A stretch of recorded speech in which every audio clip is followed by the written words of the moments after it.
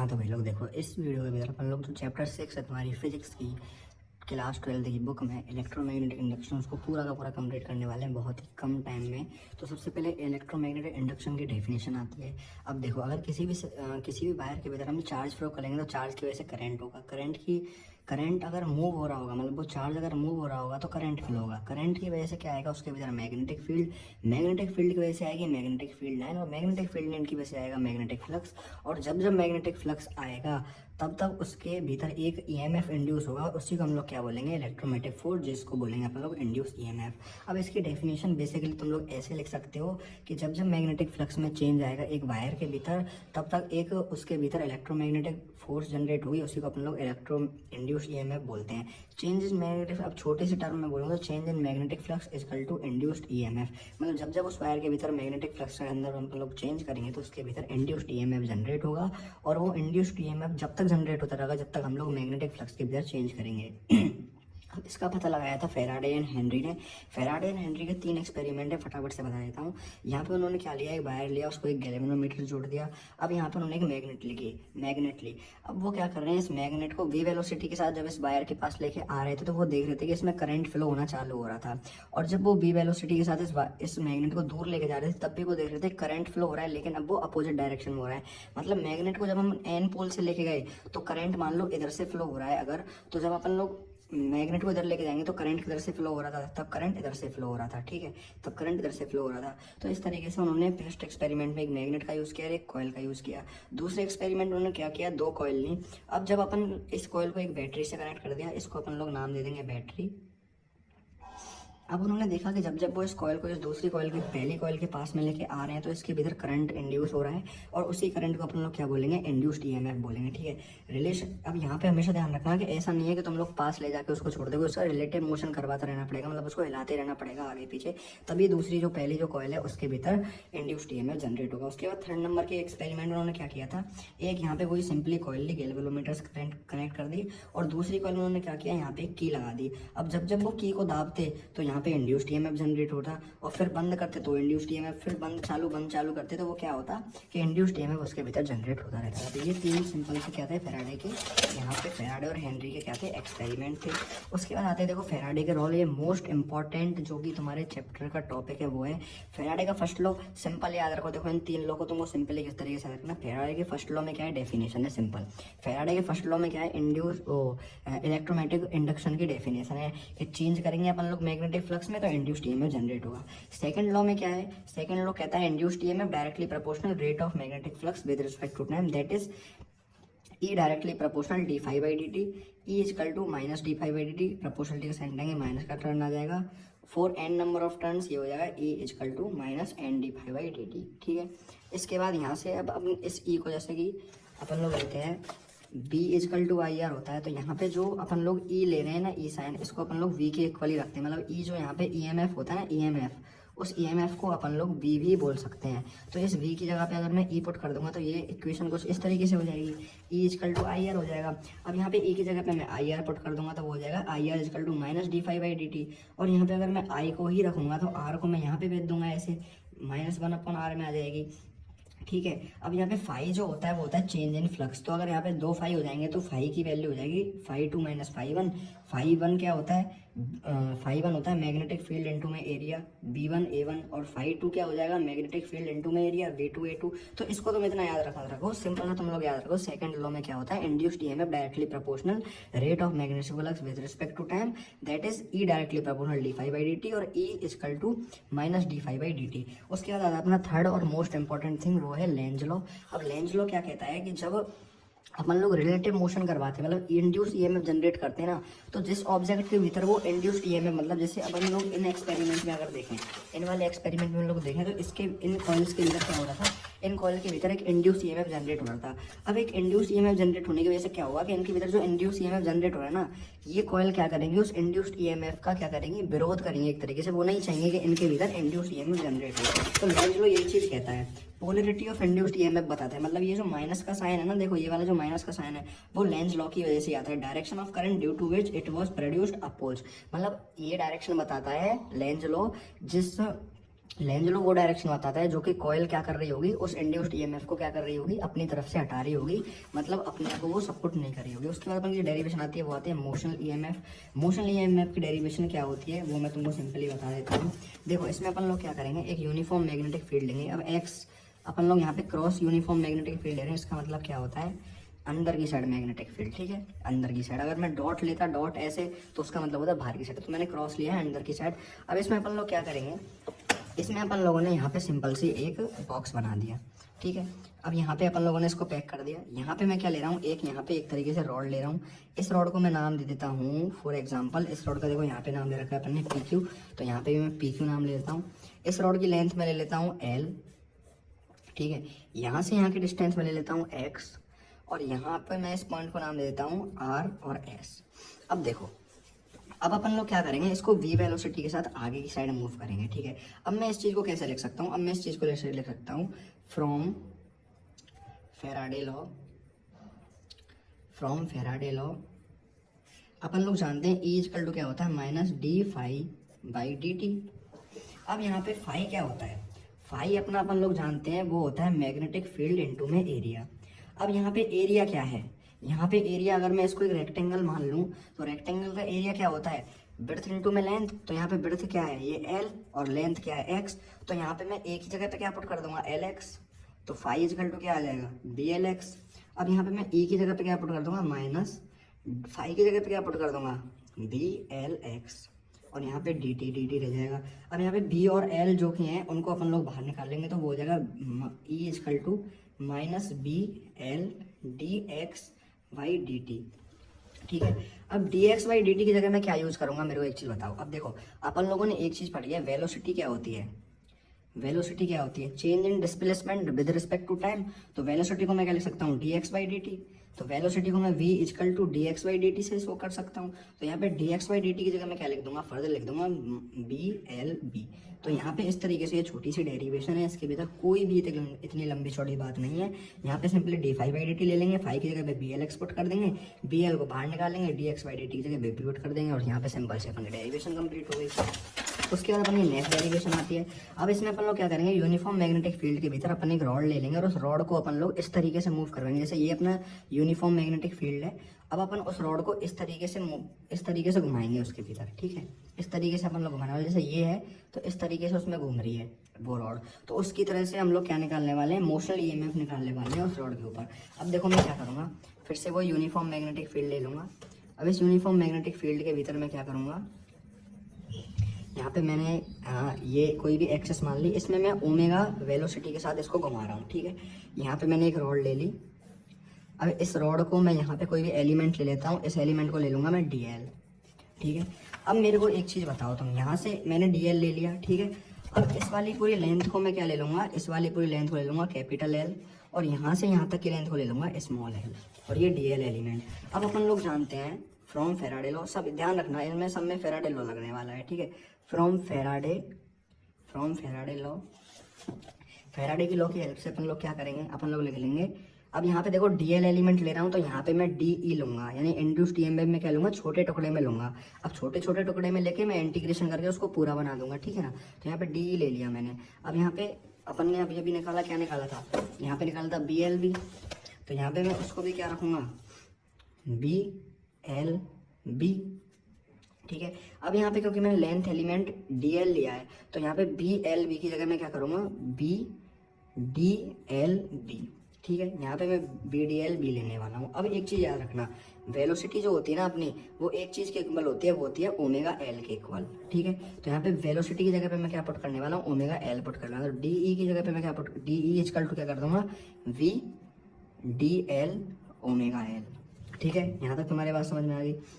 अब मैं क्या करने वाला हूँ, यहाँ पे देखो DE को मैं इस तरीके से लिख सकता हूँ कि मैं ओमेगा को भी आगे ले लूँगा, और देखो मैं इसको ऐसे लिख दूंगा, ओमेगा BL DL, ठीक है। यहाँ तक कोई समस्या, यहाँ तक कोई समस्या नहीं है। अब देखो मैं सिंपल सा क्या करने वाला हूँ, मैं बोथ साइड क्या कर दूंगा, इंटीग्रेशन कर दूंगा। तो DE इक्वल टू क्या हो जाएगा, integration B omega L DL, ठीक है। अब यहाँ पे B ओमेगा क्या है, कॉन्स्टेंट है, इनको बाहर निकाल लूंगा। तो यहाँ पे DE का इंटीग्रेशन क्या हो जाएगा, E हो जाएगा, और यहाँ पे B ओमेगा को मैं बाहर निकाल लूंगा, इंटीग्रेशन ऑफ L DL। अब L DL का जो इंटीग्रेशन होगा वो होगा B ओमेगा। अब एल डी एल का इंटीग्रेशन क्या होगा, वो होगा एल स्क्वायर बाई 2। तो यहाँ पे अपन का जो रिलेशन अपन को जो निकालना था वो रिलेशन आ गया, वो आ गया E equal to half B omega L square. यहाँ पे यही अपन को जो अपना रिलेशन था वो निकालना था, half B omega L square. तो यहाँ पे भी अपन ने half B omega L square निकाल लिया। तो ये भी छोटी सी डेरिवेशन है। सबसे पहले बी डी एल भी ले लो, उसके बाद बी की जगह पे ओमेगा एल पुट कर दो, उसके बाद इंटीग्रेशन कर दो, बी और ओमेगा को बाहर निकाल लो, एल डी एल का एल स्क्वायर बाई 2 हो जाएगा इंटीग्रेशन, और बी ओमेगा है, और यहाँ पे A equal to half B omega L square. यहाँ पे इसका सिंपल सा फॉर्मूला आ गया। उसके बाद अपन का जो नेक्स्ट मोस्ट इंपॉर्टेंट टॉपिक आता है वो आता है सेल्फ इंडक्टेंस का। अब सेल्फ इंडक्टेंस क्या होता है वो मैं तुम्हें बताता हूँ। जैसे अपन लोग अगर अपन लोग कोई भी क्या लेते हैं, कॉइल लेते हैं, तो इस कॉइल के भीतर अगर अपन लोग करंट फ्लो करेंगे तो इस कॉइल में करंट फ्लो करने की वजह से क्या एक मैग्नेटिक फ्लक्स जनरेट होगा। तो वो जो मैग्नेटिक फ्लक्स होता है ना, वो डायरेक्टली प्रोपोर्शनल होता है इसी करंट के। तो इस सेल्फ इंडक्टेंस को अपन लोग लिख सकते हैं, सेल्फ इंडक्टेंस को अपन लोग लिख सकते हैं, when a current is flown in a coil then generated magnetic flux is directly proportional to the current. मतलब व्हेन ए करंट, जब एक करंट एक कॉइल के भीतर फ्लो होगा तो उसमें जनरेटेड फ्लक्स किसके डायरेक्टली प्रोपोर्शनल होगा, उस करंट के डायरेक्टली प्रोपोर्शनल होगा। ठीक है, अब यहाँ पे मैं प्रोपोर्शनलिटी का साइन हटाऊंगा तो एक कांस्टेंट आएगा, वो आ जाएगा एल आई। ठीक है, यहाँ तक बात समझ में आ गई। वही चीज़ मैंने यहाँ पे रख सकती है, phi equal to L I. ठीक है, अब फेराडे के लॉ का यूज़ करके अपन लोग क्या करेंगे, फाई की अपन के पास एल आई वैल्यू आ गई। अब फेराडे का अपन लोग लॉ यूज़ करेंगे तो फेराडे का लॉ क्या होता है, फ्रॉम फेराडे लॉ क्या होता है, E equal to minus D phi by D T. Phi की जगह पे क्या है अपने पास एल आई, तो ई इजकल टू क्या हो जाएगा, D L I by D T. L को मैं बाहर निकालूंगा तो क्या हो जाएगा, E equal to minus L D I by D T. तो यहाँ से अपन के पास ये दो रिलेशन आ गए। अब इन दो रिलेशन की मदद से मैं क्या करूँगा, सेल्फ इंडक्टेंस की डेफिनेशन लिखूंगा। कैसे लिखूंगा, देखो फर्स्ट रिलेशन आया अपन के पास phi equal to L I. तो phi equal to L I में क्या करूँगा, मैं एल को तो इधर रख लूँगा, आई को इस फाई के नीचे भेज दूंगा। तो आई इजकल टू अगर मैं 1 एम्पियर रखूँगा तो एल इजकल टू क्या हो जाएगा, if I equal to 1 ampere then L equal to क्या हो जाएगा, फाई हो जाएगा। तो अब इसमें मैं क्या करूँगा, अगर when unit current flow through A coil, अगर मैं 1 एम्पियर का करंट एक कॉइल के भीतर फ्लो करूँगा, then value of magnetic flux is equal to self inductance. तो मैग्नेटिक फ्लक्स की जो वैल्यू होगी वो सेल्फ इंडक्टेंस के क्या हो जाएगी, इक्वल हो जाएगी। सेकंड डेफिनेशन लिखूंगा मैं इस फॉर्मूले की वजह से। इसमें भी मैं क्या करूँगा, एल को इधर ही रख लूँगा और D I by D T को इस ई के नीचे भेज दूंगा। तो ये L equal to E minus D I by D T हो जाएगा। If D I by D T equal to 1 ampere per second ले लूँगा, मतलब मैं चेंज इन करंट क्या ले लूँगा, 1 एम्पियर पर सेकंड। देन क्या हो जाएगा, एल इजकल टू ई हो जाएगा, एल इजकल टू ई हो जाएगा। व्हेन करंट चेंजेस यूनिट, मतलब यूनिट का मतलब वही 1 ampere per second. When current changes unit then value of induced EMF will be equal to self inductance. Then value of induced EMF will equal to self inductance. दो term में अपन लोग self inductance की definition लिखते हैं।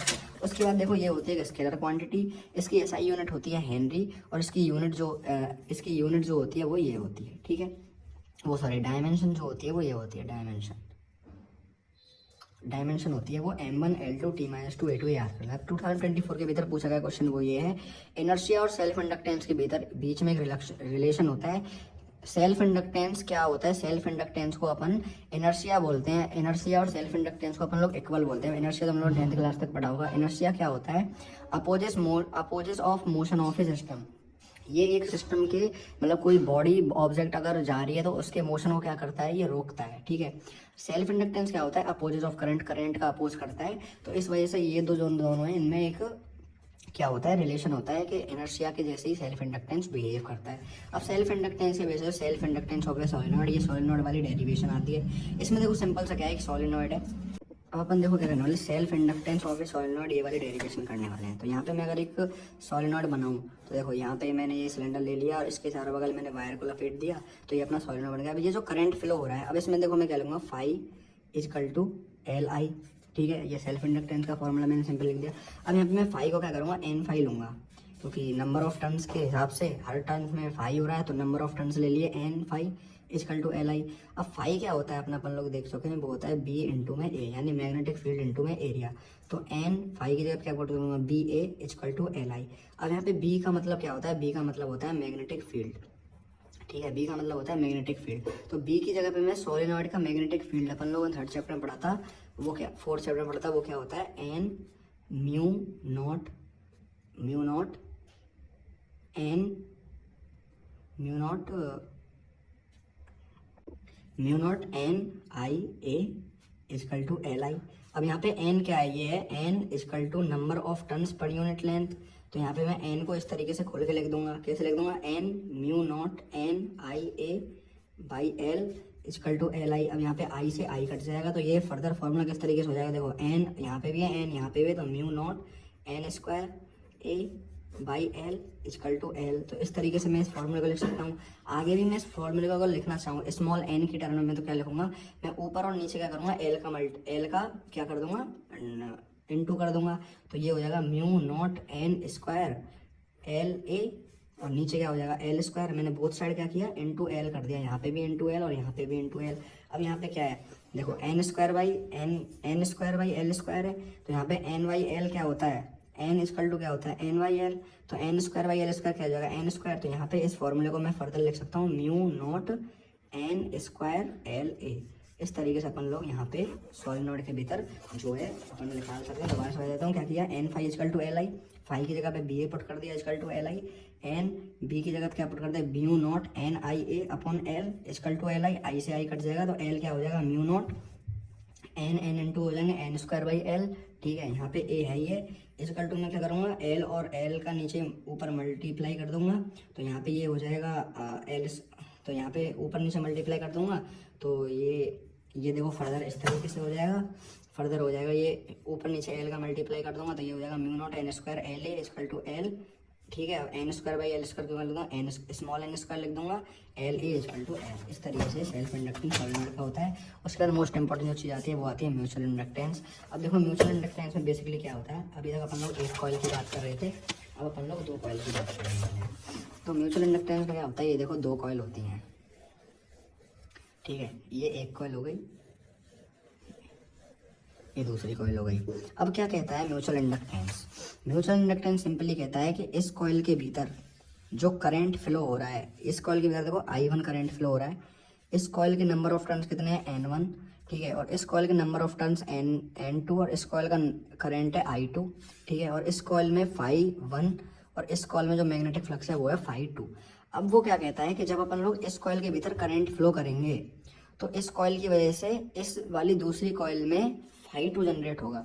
मतलब इस वाली कॉइल का जो φ2 है वो डायरेक्टली प्रोपोर्शनल, वो सॉरी, मतलब इस वाली कॉइल में जो φ2 जनरेट हो रहा है वो इस वाली कॉइल के I1 की वजह से जनरेट हो रहा है। तो अपन लोग लिख सकते हैं φ2 डायरेक्टली प्रोपोर्शनल I1, और इस वाली कॉइल का जो I2 करंट है उसकी वजह से φ1 जनरेट हो रहा है, तो अपन लोग लिख सकते हैं φ1 डायरेक्टली प्रोपोर्शनल I2।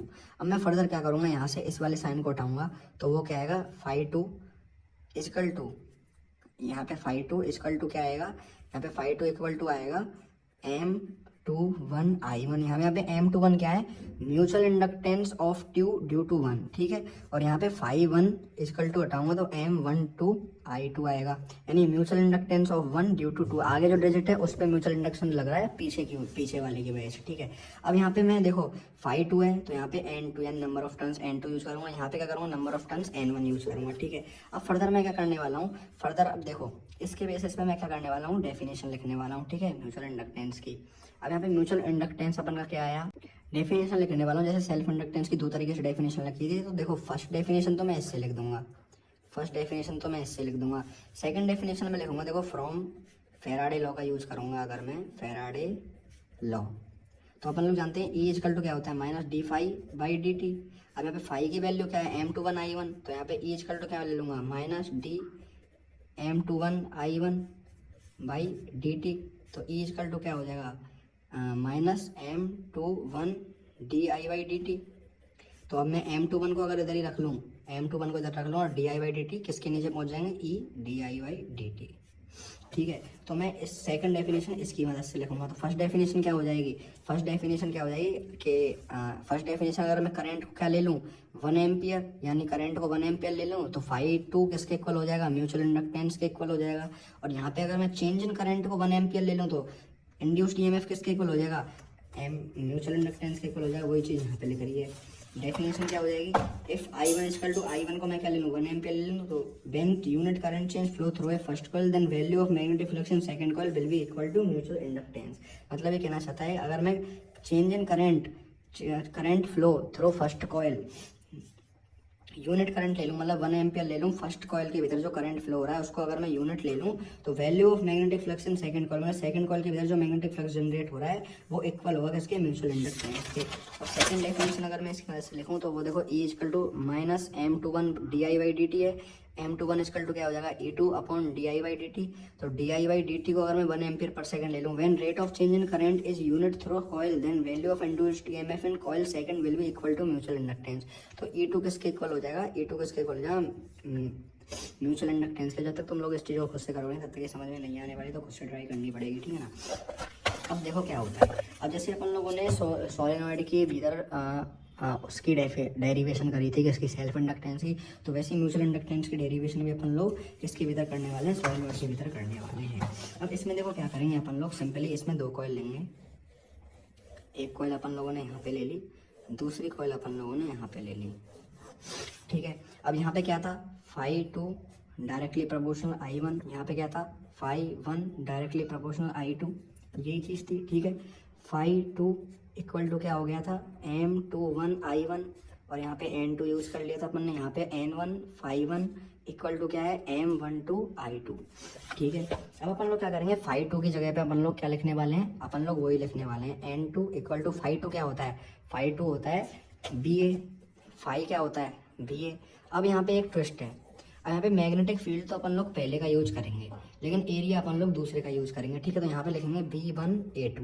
अब इसको तुम लोग ऐसे याद रख सकते हो कि M21 है तो यहाँ पे आगे 2 और 1 यूज कर रहे हैं अपन लोग। अब देखो ये चीज रट लो कि phi2 में अपन लोग B1A2 यूज करने वाले हैं, ठीक है। और यहाँ पे हो जाएगा इक्वल M21 I1, यहाँ पे N1, अब यहाँ पे phi1 के अपन लोग क्या यूज करेंगे, B2A1 equal to M21 I2, ठीक है। अब यहाँ पे अपन लोग क्या करने वाले हैं, अपन लोग देखो V1 में अपन लोग क्या यूज़ करने वाले हैं, सोलेनॉइड का मैग्नेटिक फील्ड का फॉर्मूला। तो B1 में अपन यूज़ करेंगे तो म्यू नॉट, अब अपन लोग क्या यूज़ करेंगे, म्यू नॉट NI/I1, B1 की जगह पे NI/I1 आ जाएगा, वैसे म्यू नॉट NI होता है तो म्यू नॉट NI/I1 हो जाएगा, और A2 यहाँ पे चल ही रहा है तो इक्वल टू M21 I1 से यहाँ पे I1 कट जाएगा, उसी तरीके से यहाँ पे N1 mu naught N2 I2 A1 equal to M21 I2 से यहाँ पे I2 कट जाएगा, ठीक है। अब यहाँ पे अपने पास जो फॉर्मूला है वो है N2 mu not NI A2 equal to M21, और यहाँ पे आया N1 mu naught N2 A1 equal to M21।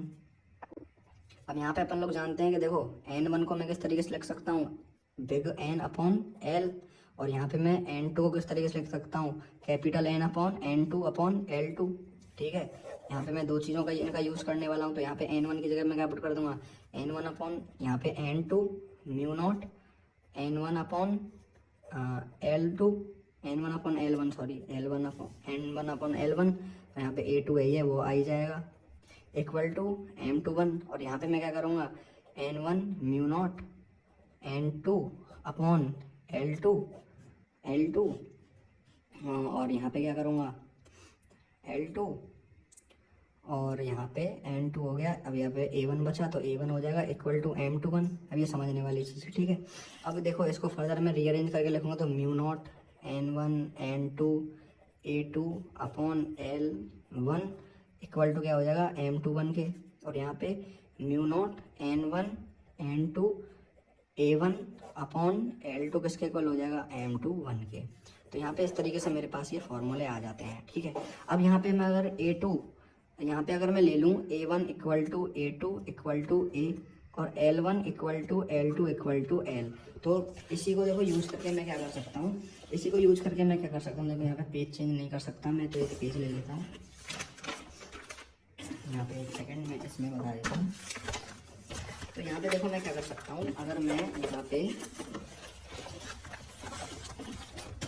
पे देखो इसी में देखो मैं क्या कर रहा हूँ, A1 equal to A2 equal to A और L1 equal to L2 equal to L ले रहा हूँ अगर मैं, तो इस फॉर्मूले अगर मैं A2 की जगह पे A पुट कर दूँ, L1 की जगह पे L और A1 की जगह पे A और L2 की जगह पे L पुट कर दूँ, तो क्या हो जाएगा, ये हो जाएगा formula further mu not N1 N2 A by L equal to M21, और यहाँ पे हो जाएगा mu not N1 N2 A by L equal to M12। तो इस तरीके से ये म्यूचुअल इंडक्टेंस का दोनों कॉइल के भीतर फॉर्मूला आ जाता है, ठीक है ना। अब इसके बाद देखो क्या करेंगे अपन लोग, अब एक स्पेशल पॉइंट आता है, यहाँ पे अपन लोगों ने ये चीज़ निकाल ली। अब एक आता है स्पेशल पॉइंट। अगर मैं इसको सेल्फ इंडक्टेंस की फॉर्म में लिखना चाहूँ तो वो मैं किस तरीके से लिख सकता हूँ वो मैं तुम्हें बताता हूँ। अब यहाँ पे देखो अपन के पास दोनों ही वैल्यू सेम है, mu not N1 N2 A upon L और mu not N1 N2 A upon L equal to M12 और यहाँ पे M21।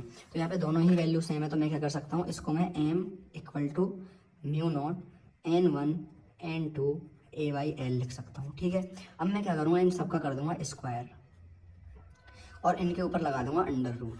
तो स्क्वायर करके और उनके ऊपर अंडर रूट लगा दिया, बात एक ही हुई, ठीक है। अब मैं क्या करूँगा, इनको सेपरेटली लिख लूँगा, मतलब एक म्यू नॉट N1 स्क्वायर और A अपॉन L को तो इधर ले लिया, ठीक है, अंडर रूट है इसके ऊपर भी, और दूसरे मतलब N1 स्क्वायर को तो इधर ले लिया मैंने, म्यू नॉट ले लिया, N1 स्क्वायर इधर ले लिया, A इधर ले लिया और L स्क्वायर में से L इधर ले लिया। दूसरे में क्या करूँगा, mu naught N2 square A/L ले लिया, ठीक है। अब इसमें क्या है, देखो ये अपन लोगों ने सेल्फ इंडक्टेंस का फॉर्मूला पढ़ा था यहाँ पे, तो ये अपन का क्या है, सेल्फ इंडक्टेंस। देखो सेल्फ इंडक्टेंस का फॉर्मूला कहाँ है अपन का, ये रहा, देखो सेल्फ इंडक्टेंस का यही तो था, mu naught N square A/L। तो यहाँ पे भी क्या है, mu not N square A/L।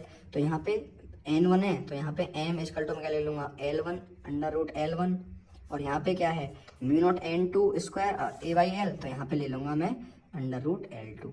तो इस तरीके से मैं क्या कर सकता हूँ, फर्दर इस फॉर्म में L1 L2 के फॉर्म में इस म्यूचुअल इंडक्टेंस को ले सकता हूँ। ये ऑब्जेक्टिव के पॉइंट ऑफ व्यू से बहुत ज़्यादा इंपॉर्टेंट है, तो इस फॉर्मूले को याद कर लेना, ठीक है। उसके बाद अपना जो नेक्स्ट टॉपिक आता है वो आता है इसके भीतर AC जनरेटर का। अब AC जनरेटर के भीतर क्या क्या चीज़ें होती है वो मैं तुम्हें समझाता हूँ। अब AC जनरेटर में देखो बेसिकली क्या होता है,